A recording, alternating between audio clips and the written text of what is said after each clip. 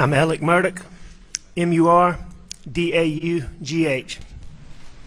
Good morning.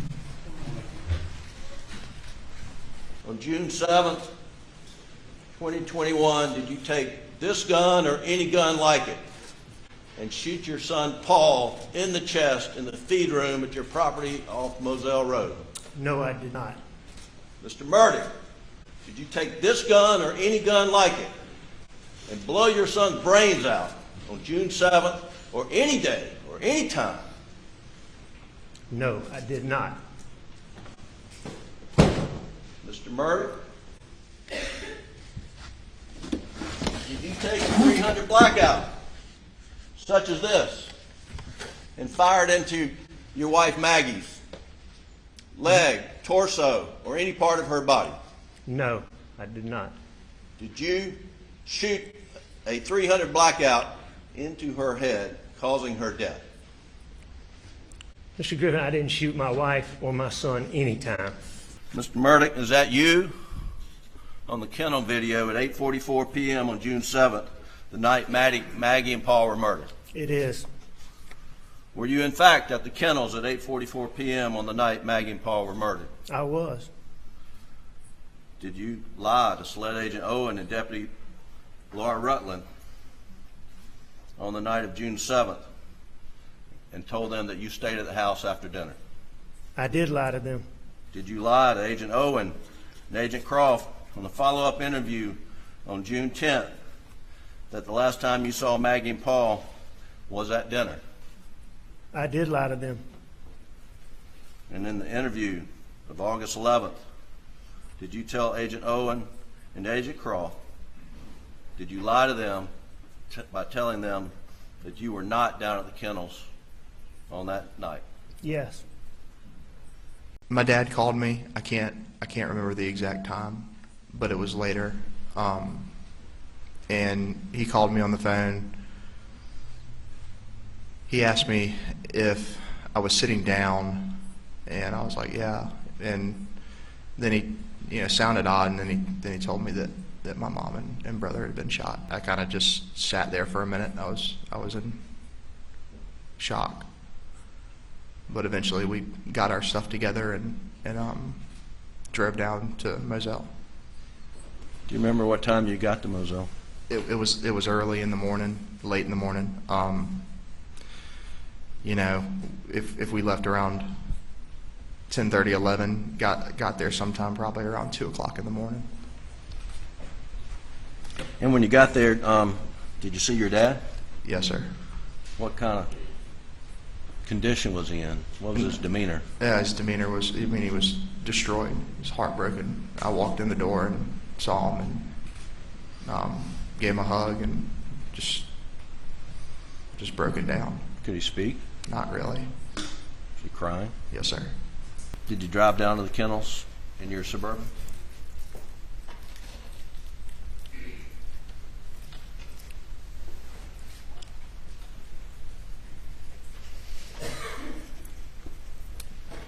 I did.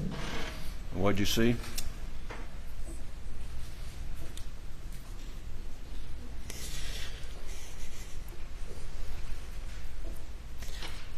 Saw what y'all have seen pictures of.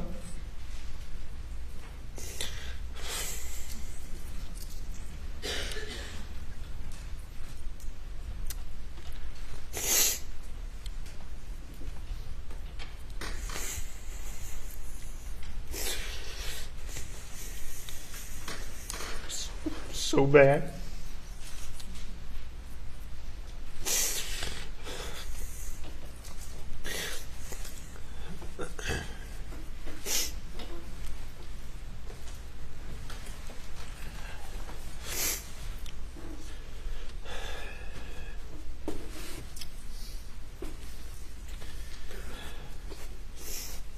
Can I have some water?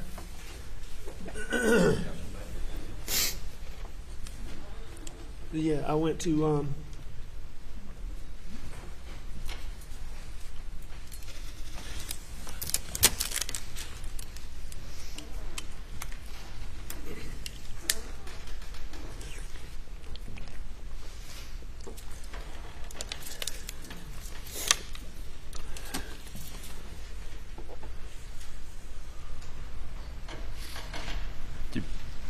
Did you see them on the ground when you're pulling up in your Suburban?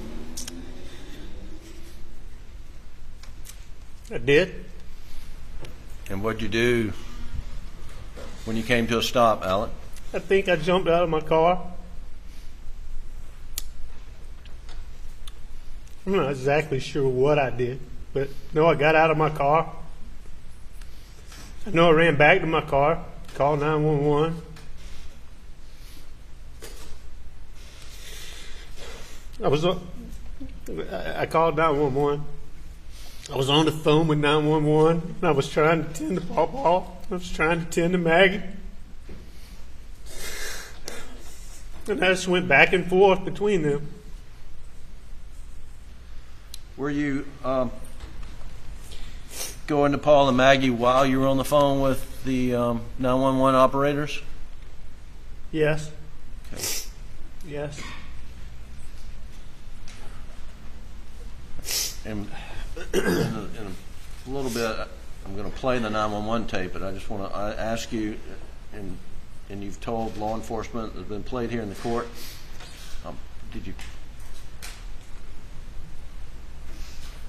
what did you do when you went up to Paul at some point in time?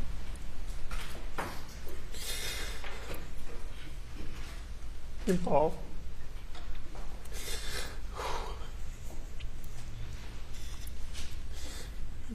Paul was so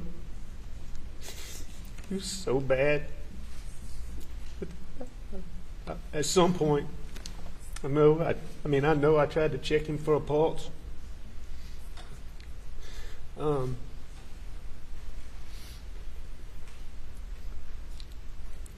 know I tried to turn him over. When you say you tried to turn him over, why were you trying to turn him over? I don't know.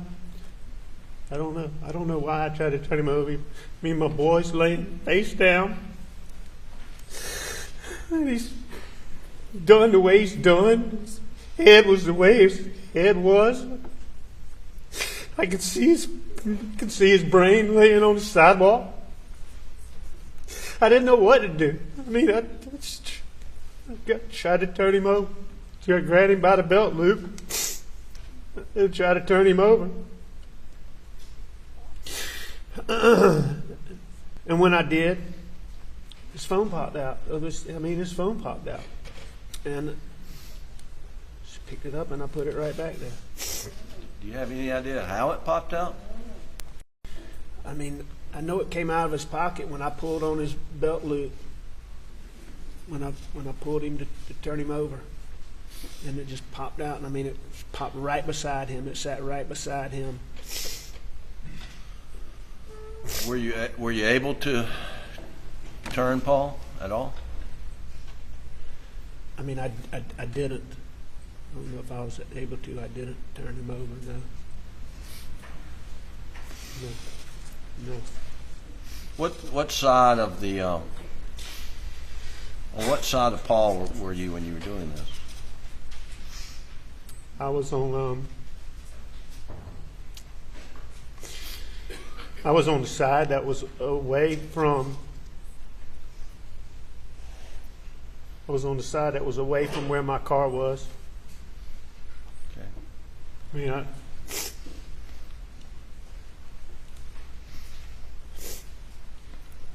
What'd you do with the phone? I put it back on Pawpaw. Do you know if you put it, you know which way it was pointing, upside down, downside, anyway? I couldn't tell you anything about it. I know his phone popped out. I picked it up and I put it back on him. Did you see any messages on Paul's phone? No.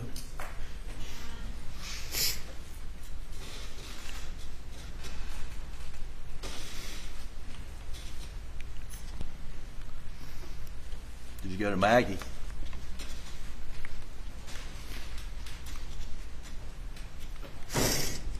Did. Did you touch her? I did.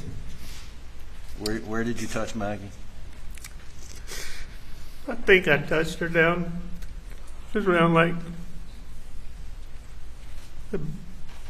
I don't know. If you ask me exactly, I think I touched her down around her waist, but I don't know.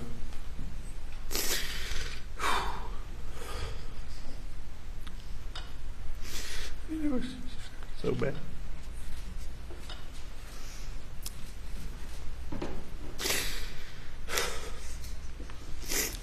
Excuse me. Have you had to come out of pocket to pay back the money he stole? Yes, and if you, How much? I, Don't tell me you don't know. well, we're still counting, Mr. Harpootlian. Well, how much have you paid so far? We have had to borrow millions to pay back. No, how much business have you to- had to come out of pocket? Well, when you borrow it, you got to pay it back, and I couldn't tell you how much has exactly been paid back as of we sit here today. But 10 yes, and if you're implying that I would come in here and somehow shade truth in any way because of that, I would take high offense with that, Mr. I'm not concerned Harpootlian. about your high offense. Are you angry at him for stealing your money? I have no feeling one way or the You other. don't have any feeling about Alec Murdaugh betraying you and stealing your money. I admire you. I don't know that I could look beyond that. Objection, Your Honor. Objection. It's sustained. There's not a question. The jury is to disregard the argument. You are not angry with Alec Murdaugh? I have had anger with him, extreme anger, Mr. Harpootlian, because of what he did to my law firm, my partners, my client, his clients, our clients, what he did to his family, what he's did to so many people. Yes, I experienced a lot of anger. And But that you anger can't goes- walk around with anger. You have to find a way to deal with it and move forward. And I have done that. And if you suggest you are dead wrong if you think I've come in here and told this jury something because of money, when we're talking about two people who were brutally murdered, then you're headed in the wrong direction. Do you think he did it? I don't have an opinion. I don't have the benefit of the materials you have. Well, let me ask you this. You're angry with him, stole millions of dollars from your firm. You admit your firm's not even called the Murdaugh firm anymore, right? It is not. I don't admit that I'm angry right now. I told you I've gotten away from that. I don't have any feelings because you can't walk around with anger. I have been very, very angry about it because of what he's done. And he did it in a very callous way, a very deceitful way. And you carry no, I'm sorry, maybe I just saw some anger there. Were you angry just a moment ago? No, you keep trying to push a question and don't want to accept my answer, which is what it is. That you've just given your Zen, your Nirvana, your whatever the... Your Honor, objection. Mr. Harpootlian, forgiven him? I came to the scene of these murders to support my partner. I was there. I saw things that hadn't even been talked about in this courtroom. I was there. I love Paul very much. I thought I knew who Alec was. I did not. And it's hard to you might not understand, but it's hard to walk around with anger, and hard to even walk around with it when it's with somebody who you didn't know and didn't understand. So you might have be that way, but you know, I've got to function, I've got a family, I've got to move on with life. Were you aware that he went to rehab in 2017? I was not, Really? other than what was said by Alec in this courtroom. You never were aware he had a drug problem? I was unaware. Okay. Sort of. And if I would have been known, I would have tried to help him. Because I can tell you for a fact that the person or people who did what I saw on June the 7th, they hated Paul Murdaugh, and they had anger in their heart. And that is the only reason that somebody could be mad at Paul like that and hate him like that. Gotcha. All right, so we've got now. But that's why I did then believe it was the boat wreck, and I believe now that the boat wreck All right, so we've had got something to do with it. All right, so we've got random vigilantes because of the boat wreck.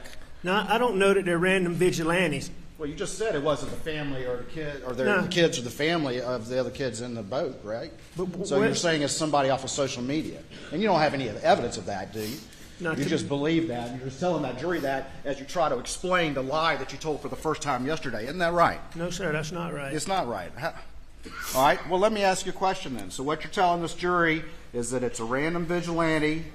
That's your The term. 12-year-old 5'2" people that just happened to know that Paul and Maggie were both at Moselle on June 7th, that knew that they would be at the kennels alone on June the 7th, that knew that you would not be there, but only between the times of 8:49 and 9:02, that they show up without a weapon, assuming that they're going to find weapons and ammunition there, that they commit this crime during that short time window, and then they travel the same exact route that you do around the same time to Alameda. That's what you're trying to tell this jury? You got a lot of factors in there, Mr. Waters, all of which I do not agree with, but some of which I do. This defendant, on the other hand, has fooled everyone who thought they were close to him, everyone who thought they knew he was who he was. He's fooled them all.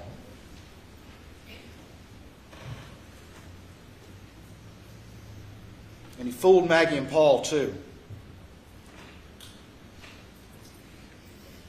And they paid for it with their lives. Don't let him fool you too. On behalf of the state of South Carolina, I ask you to return a verdict of guilty against the defendant, Richard Alexander Murdaugh, for the murder of his wife, Maggie, and his son, Paul, and for his possession of firearms during the commission of those malicious offenses. Thank y'all for your attention during this long trial. In the term of 2022, July, the state versus Richard Alexander Murdaugh, defendant, indictment for murder, SC Code 16-3-0010, CDR Code 0116. Okay. Guilty verdict. Signed by the forelady, 3-2-23. Mr. Griffin and I would have no comment. The defendant would like to address the court, though. Mr. Murdaugh. Good morning, Your Honor. I'm innocent. I would never hurt my wife, Maggie, and I would never hurt my son, Paul. Thank you, Your Honor. Thank you. Well, and it might not have been you. It might have been the monster you become when you take 15, 20, 30, 40, 50, 60 opioid pills. Maybe you become another person. Mr. Murdaugh, I sentence you to the State Department of Corrections on each of the murder indictments in the murder of your wife, Maggie Murdaugh. I sentence you for a term of the rest of your natural life for the murder of Paul Murdaugh, whom you probably love so much. I sentence you to prison for murdering him for the rest of your natural life. Those sentences will run consecutive